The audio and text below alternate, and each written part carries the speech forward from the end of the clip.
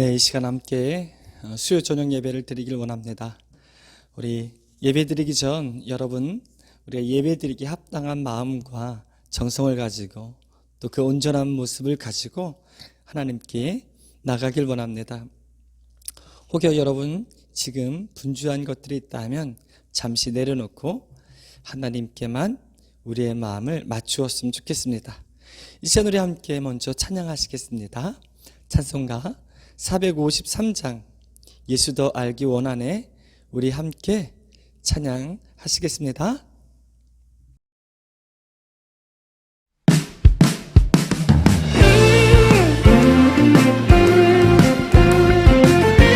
함께 고백할까요? 예수 더 알기 원하네. 예수 더 알기 원하네.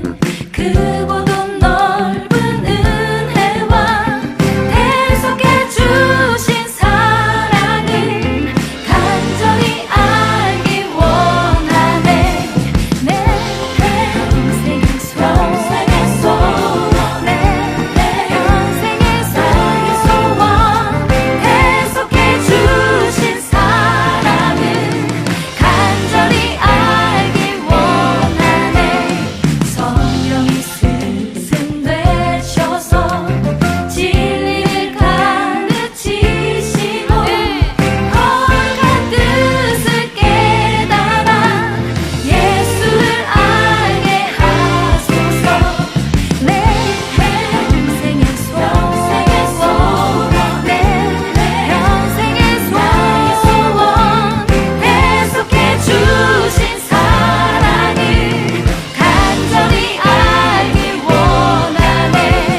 성령의 감화 받아서 하나님 말씀 배우니 그 말씀 한 절 한 절이 내 맘에 교훈되도다.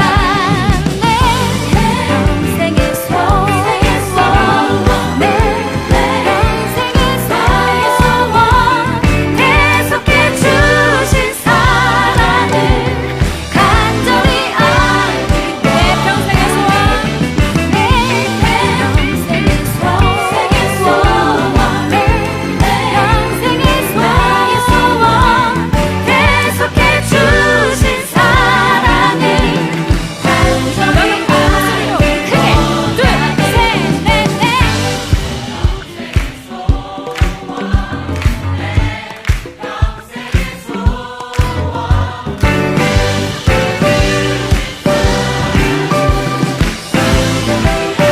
한 번 더. 내 평생의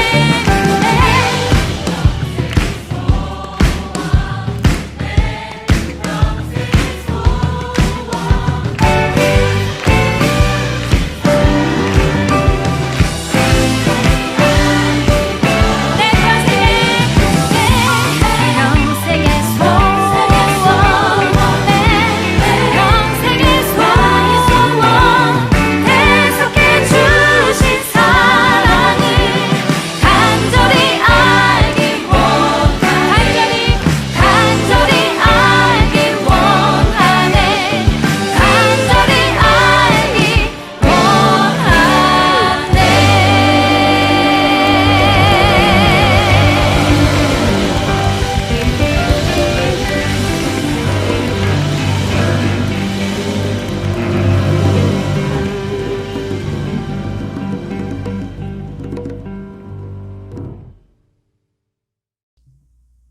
네, 귀한 찬양 또 신나게 함께 잘 고백했나요?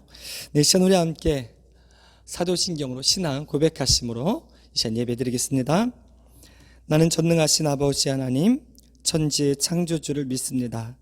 나는 그의 유일하신 아들 우리 주 예수 그리스도를 믿습니다.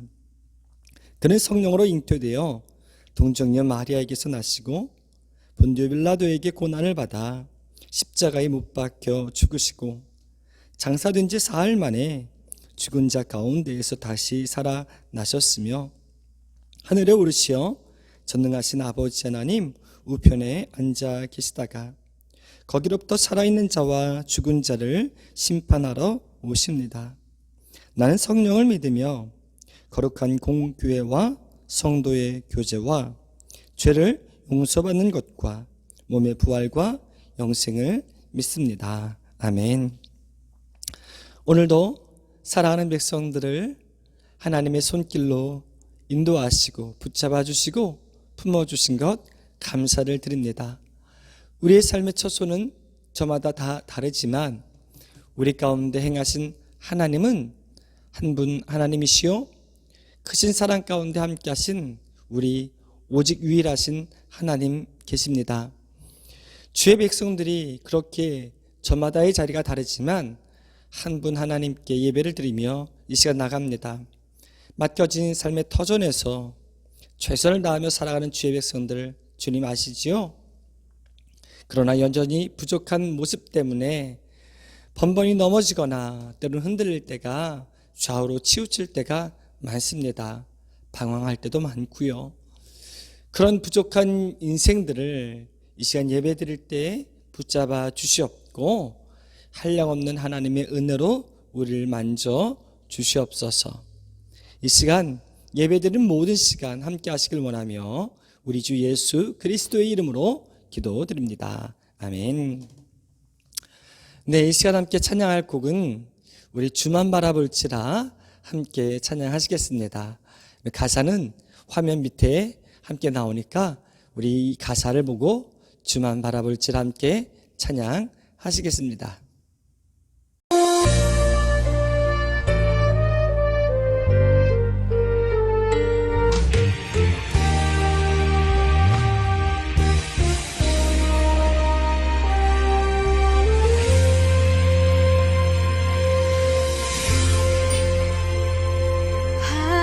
하나님의 사랑을 사모하는 자, 하나님의 평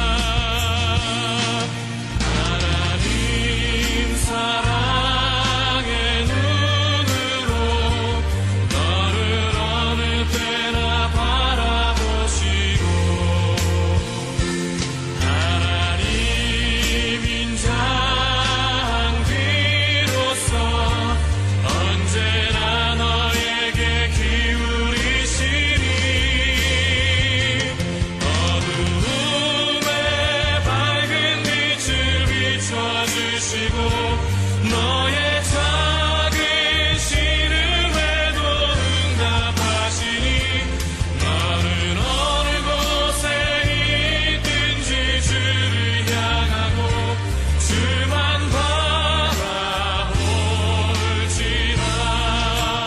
주만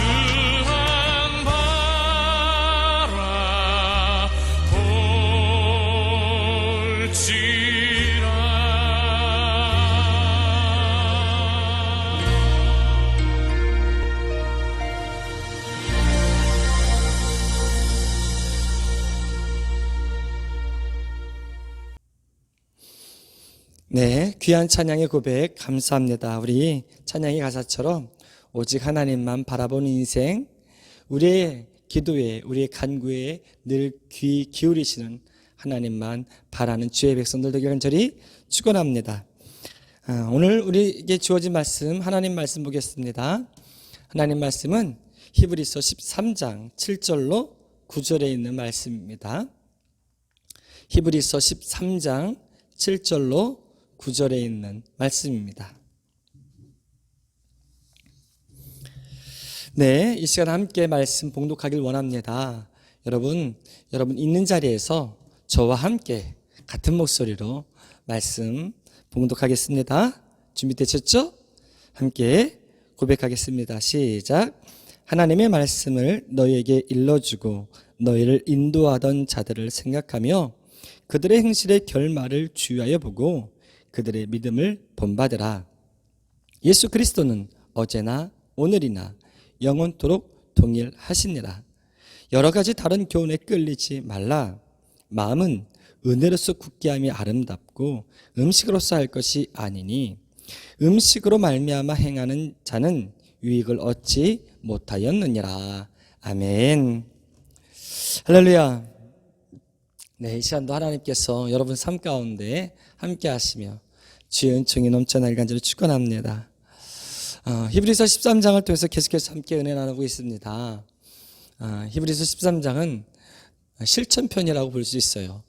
믿음의 백성들이, 믿음의 그리스도인들이 어떻게 믿음으로 이 땅을 살아가는 것인가, 또 믿음으로 어떻게 우리가 세상 가운데 우위를 점할 것인가, 또 그 믿음으로 어떻게 그리스도인임을 드러낼 것인가, 또는 그 믿음으로 우리는 어떻게 주의 길을 갈 것인가 라는 실천편에 속한 것이 오늘 말씀입니다. 오늘 말씀 가운데 크게 두 가지를 이야기하고 있네요. 하나는 먼저 리더에 관한 거예요. 리더. 두 번째는 만족함에 관한 겁니다.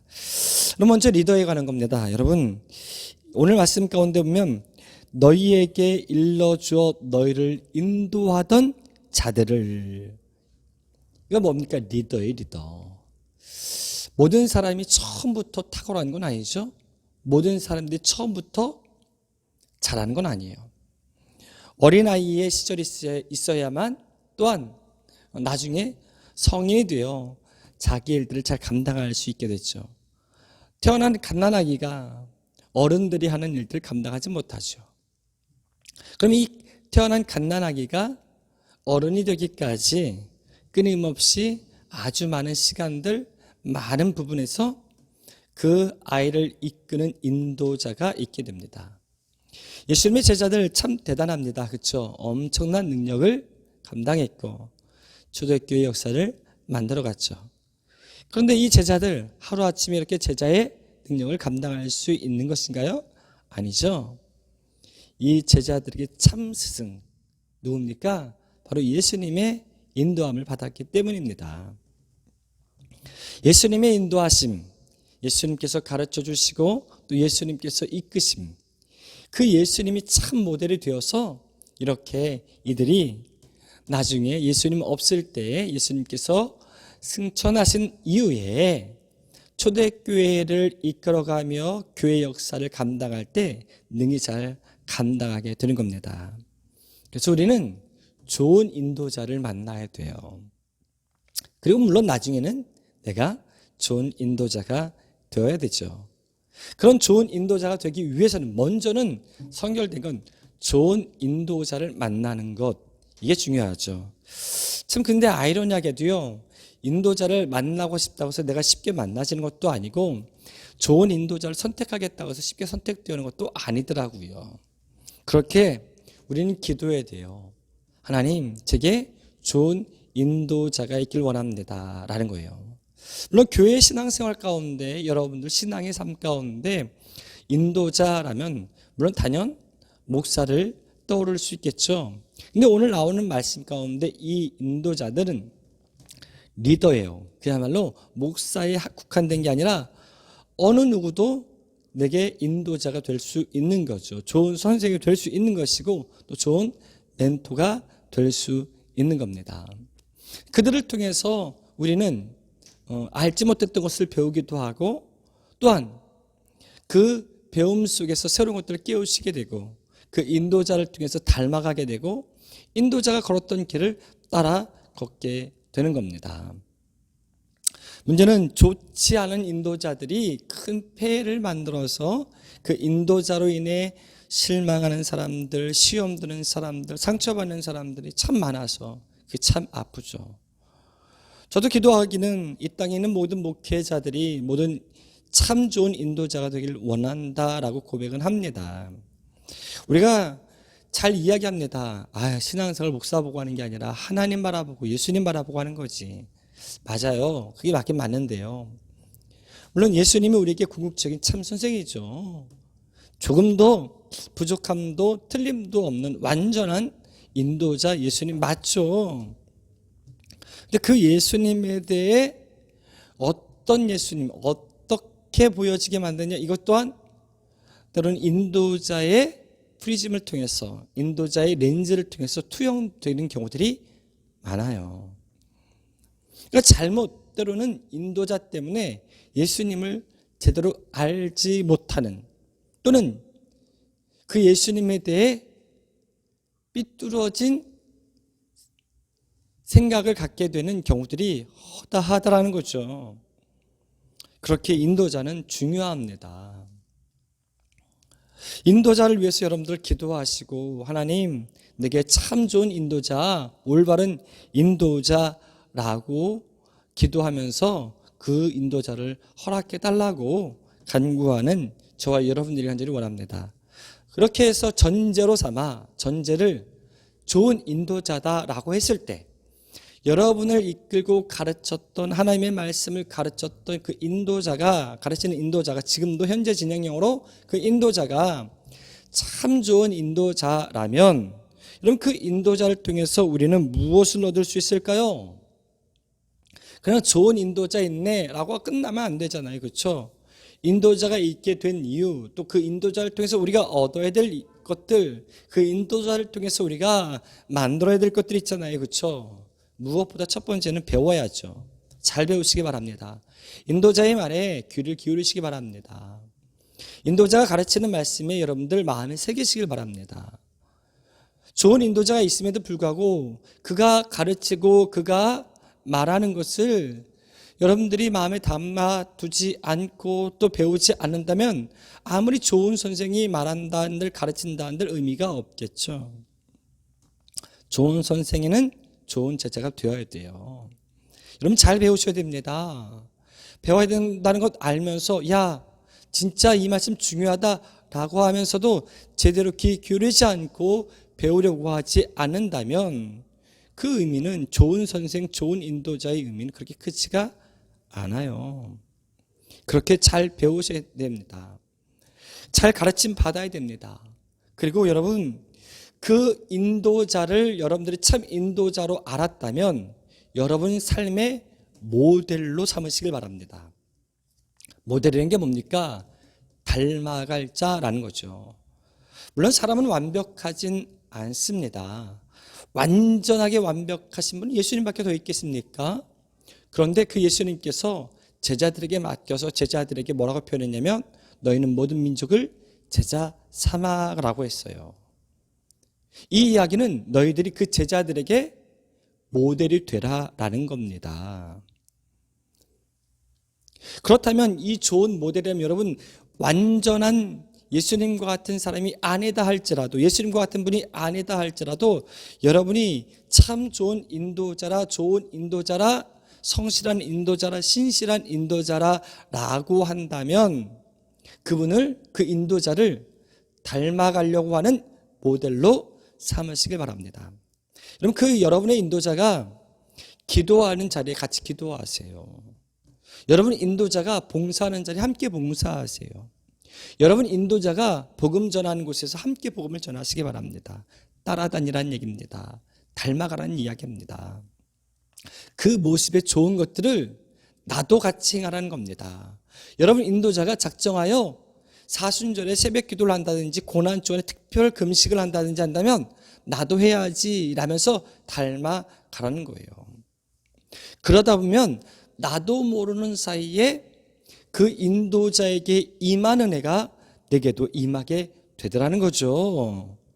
닮는다라는 것, 때로는 이걸 모방이라고 할 수도 있지만 이 모방이라는 것이요, 나쁜 것만은 아니에요. 여러분 신앙은 창의적인 게 아니에요. 문학에는 창의적이고 예술에는 창의적인 게 아주 절대적으로 필요하지만 신앙에는 내가 창의적으로 신앙생활을 해야지 이거 위험할 수 있습니다. 그렇게 우리는 닮아가고 때로는 아주 좋은 모델이 있으면 그 신앙의 모습을 모방하려고 하는 그런 모습이 있어야 돼요. 물론 겉만 모방하면 안 되겠죠. 아무 내용 없이 아무 마음 없이 그 모습만 똑같이 한다고 해서 은혜가 임하는 건 아니죠. 여러분들이 바랄 거는 나도 그렇게 기도하면, 나도 그렇게 말씀 읽고 그렇게 복음 전하다 보면 하나님께서 내게도 그런 은혜를 주실 거야 라고 하는 사모함이 함께 동반되어야 하겠죠. 그렇게 여러분 모델 삼아 여러분의 인도자를 닮아가시기 바랍니다. 모방하시라는 겁니다. 그의 걸음걸음을, 그의 삶의 모습을 모방하라는 겁니다. 또한 여러분 인도자 활동에 여러분들이 꼭 깨닫고 또 도움이 되는 건 뭐냐면 가능성을 열어준다는 겁니다. 인도자는 여러분보다 성숙한 자가 인도자지 여러분보다 성숙하지 않은 자들이 인도자 되기는 어렵죠. 성숙하다는 것은 무엇입니까? 내가 하지 못했던 것들, 나는 못한다고 했었던 것들을 해내고 있더라는 거죠. 나는 삶이 어려우면 내가 시험 들어 넘어지는데 나의 인도자는 삶이 힘들고 시험 들어도 어려운 일이 있어도 결코 영이 무너지지 않더라는 거죠. 저렇게 가능하구나. 저런 상황 가운데도 예배 드릴 수 있구나. 저런 상황 가운데도 기쁠 수 있구나.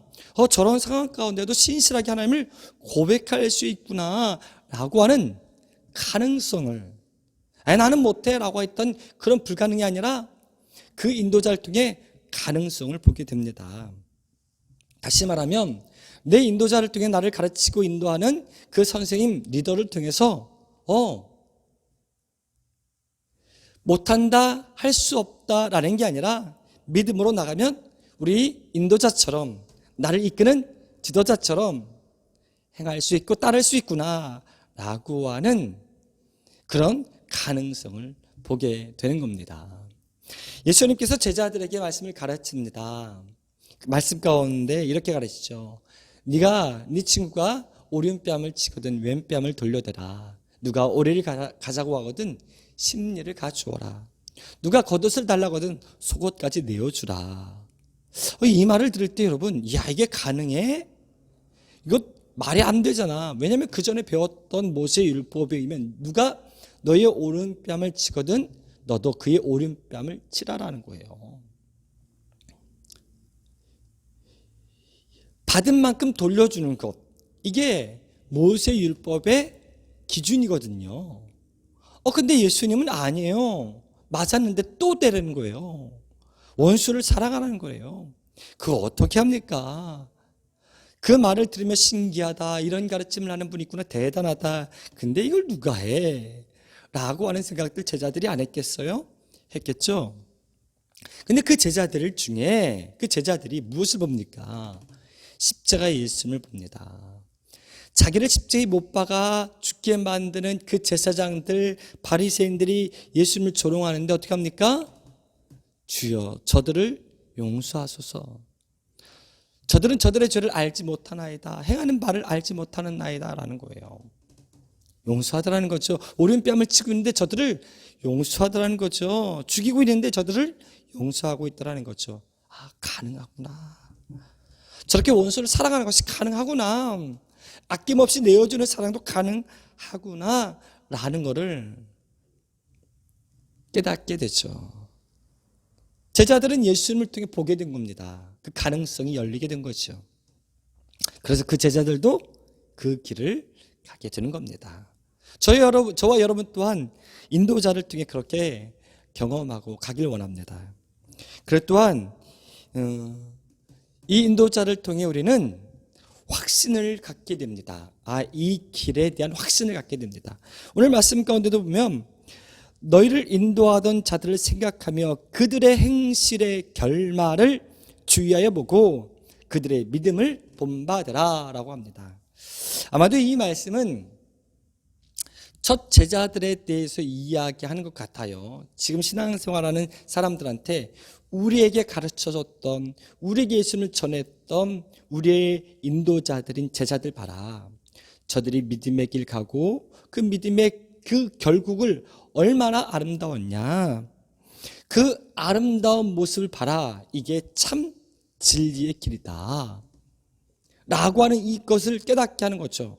다시 말하면 우리보다 먼저 가르치고 인도했던 분들은 단순히 함께 살았던 인도자들도 뿐만 아니라 더 넘어 성경에 나오는 사람들이 우리의 인도자가 될 수도 있어요.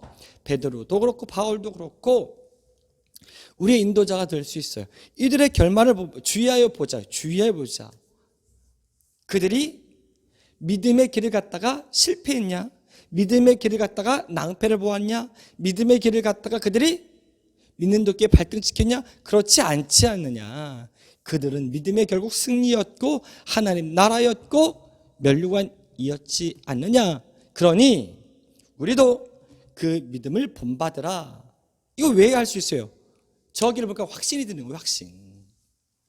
인도자는, 좋은 인도자는 그래서 제자들에게, 이끄는 자들에게 확신을 주는 자입니다.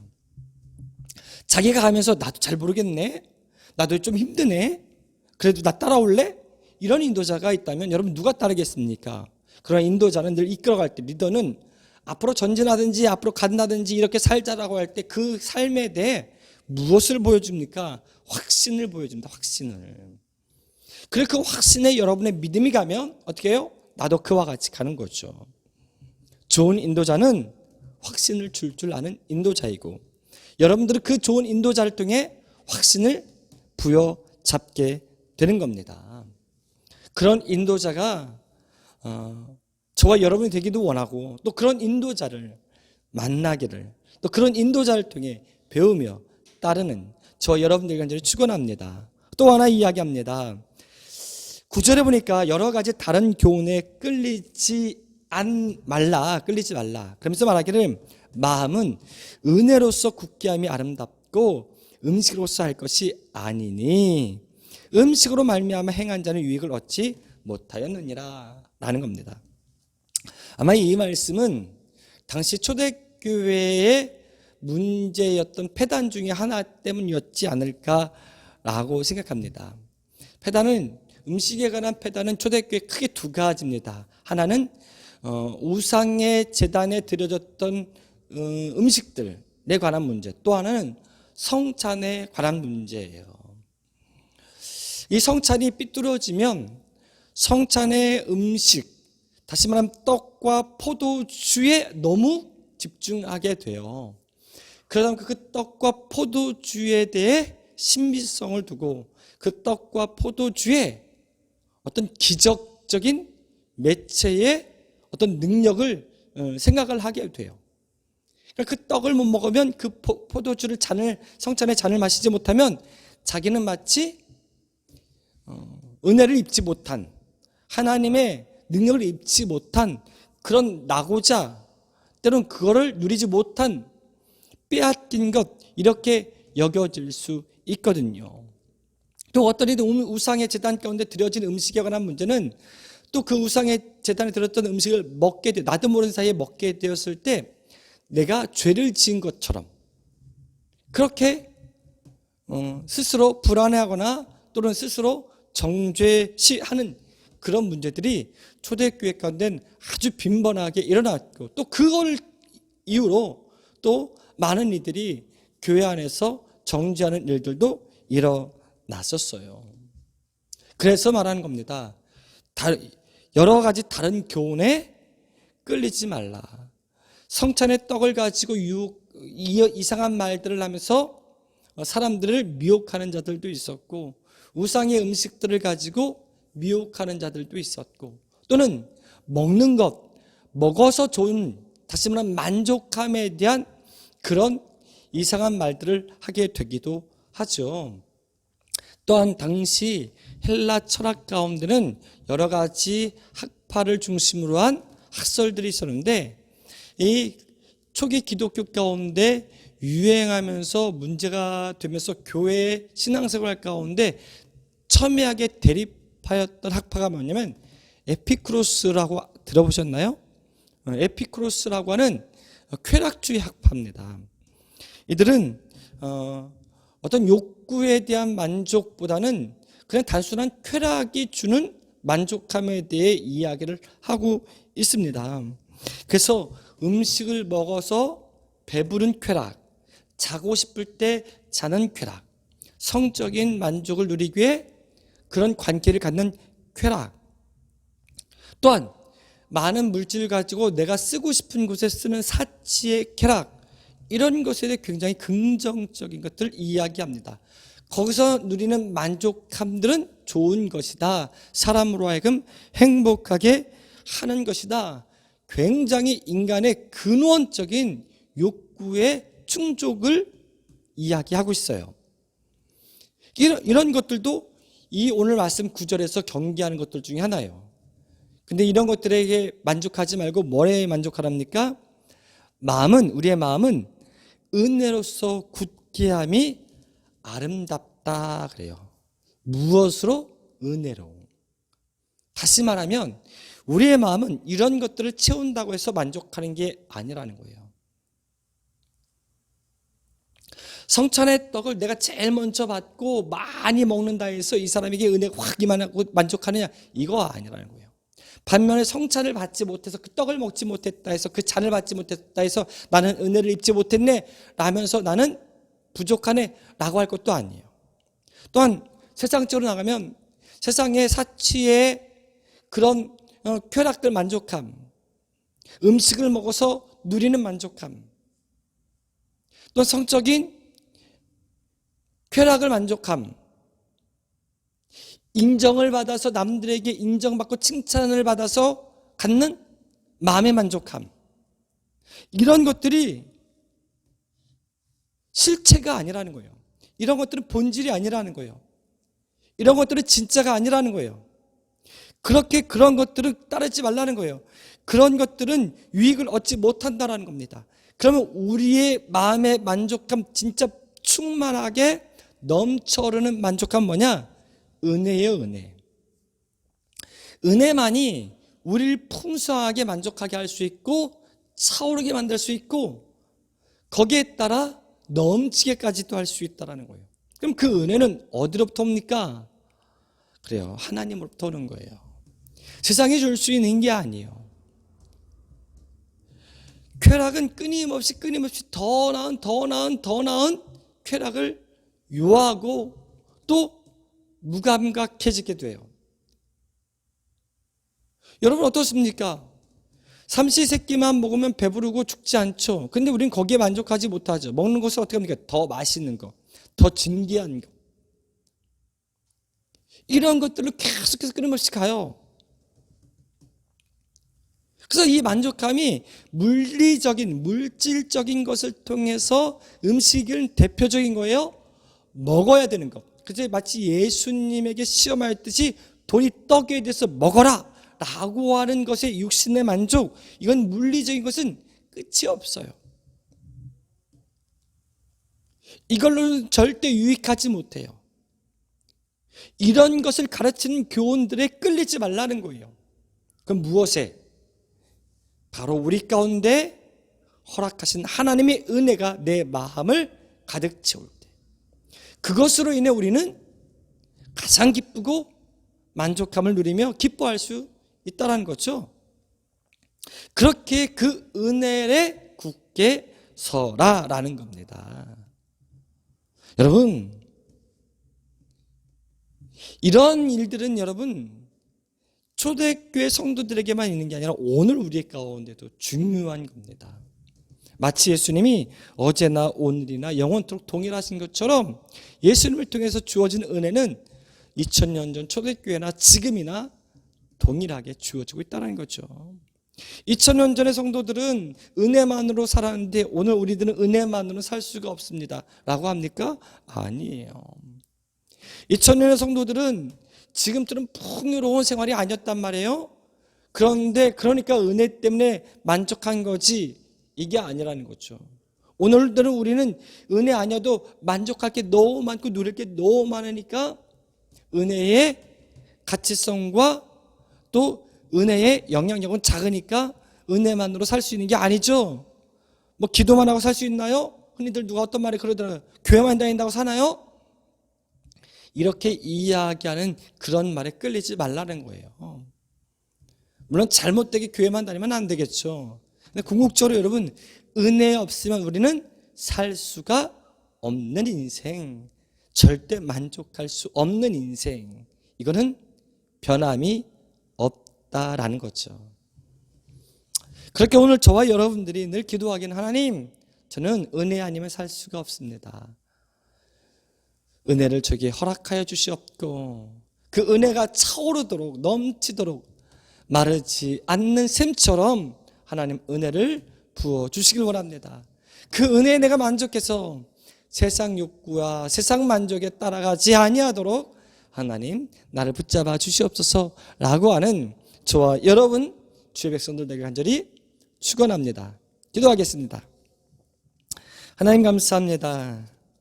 오늘 우리는 하나님의 주의 백성들로 그의 마땅히 살아가기를 원합니다. 원하옵기는 먼저 주의 자녀들로 하여금 참된 스승, 예수님과 같은 인도자 허락하여 주시길 원합니다. 내 삶의 본을 보여줄 수 있고 참된 가르침을 깨우쳐 줄 수 있고 모델이 될 수 있으며 또한 이 믿음의 길에 확신을 줄 수 있는 그런 리더, 인도자가 있게 하시고 원하옵긴 더 나아가 주의 백성들이 누군가에게 그런 인도자가 되게 하여 주시옵소서. 또한 하나님, 우리가 은혜 아니면 살아갈 수 없는 인생 되게 하여 주시옵소서. 은혜 아닌 다른 것을 통해 만족하거나 배부르려 하거나 그것을 통해 기뻐하려고 하지 않게 하시고 오직 마음의 은혜를 채워 굳게 서는 주의 백성들 되게 하여 주시기 간절히 원합니다. 예수님의 이름으로 기도드립니다. 아멘. 하늘에 계신 우리 아버지의 이름을 거룩하게 하시며 아버지의 나라가 오게 하시며 아버지의 뜻이 하늘에서와 같이 땅에서도 이루어지게 하소서. 오늘 우리에게 일용할 양식을 주시고 우리가 우리에게 잘못한 사람을 용서하여 준 것 같이 우리 죄를 용서하여 주시고 우리를 시험에 빠지지 않게 하시고 악에서 구하소서. 나라와 권능과 영광이 영원히 아버지의 것입니다. 아멘.